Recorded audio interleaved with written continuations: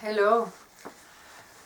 This morning I feel inclined to share some of my observations about myself and what I've been noticing in my environment since living under the threat of this big C virus. Things have changed quite a bit. Most of us are staying home. I feel, for one, very grateful to be able to have a home, have a roof, have food in my fridge. I hope it is so for most of us. I have been noticing fear coming up of getting sick,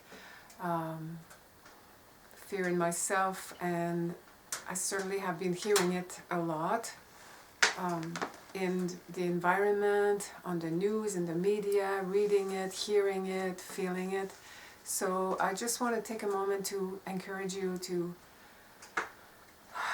acknowledge that fear and be with it with compassion. See if you can find some curiosity about it rather than being in denial of it, which doesn't do anything to dissipate it.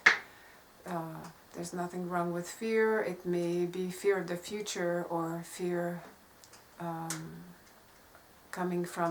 stemming from something that happened to you in the past.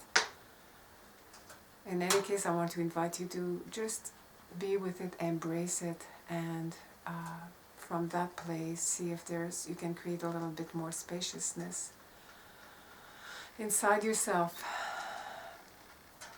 I also know that the fear of that virus is fear of death, and that is something that, since I work with hospice, I have had a lot of time to contemplate.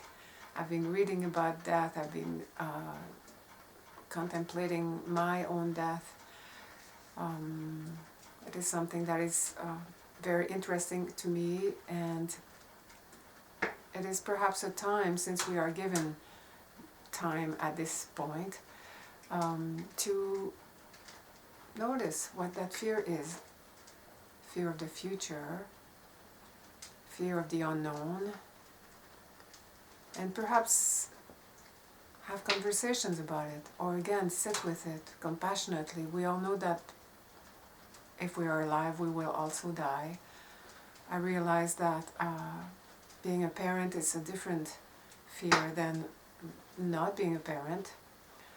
However, it will happen whether it comes from COVID-19 or whether it comes from walking outside the door and being hit by a tree or a car.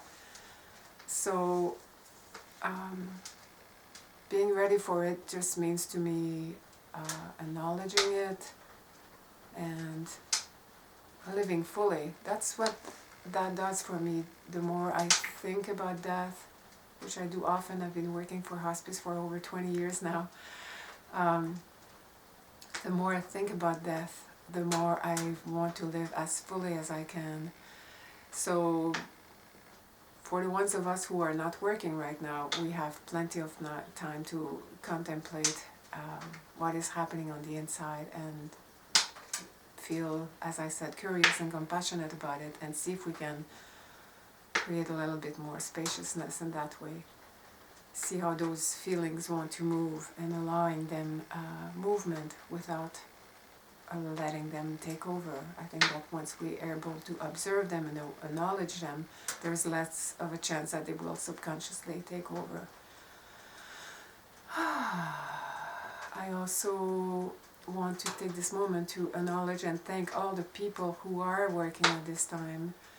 Without them, this world would not be functioning as well. So big Clico, thank you for all you do. And encourage all of us too to acknowledge and feel gratitude for all that we do have, all that is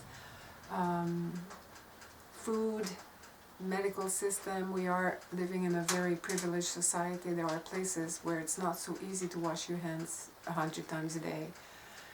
There are places where it's not available to go to the co-op to get your food. So feeling gratitude for what we have, for the opportunity to slow down and for all that surrounds us. And this is a time too for me to reach out to people, reach out to friends, tell them I love them, and I know friends are doing the same, reaching out, so encouraging you to do the same. Reach out, and we are all in this together. It will pass. Everything changes constantly, so wishing you all great health and well-being. Tjoe.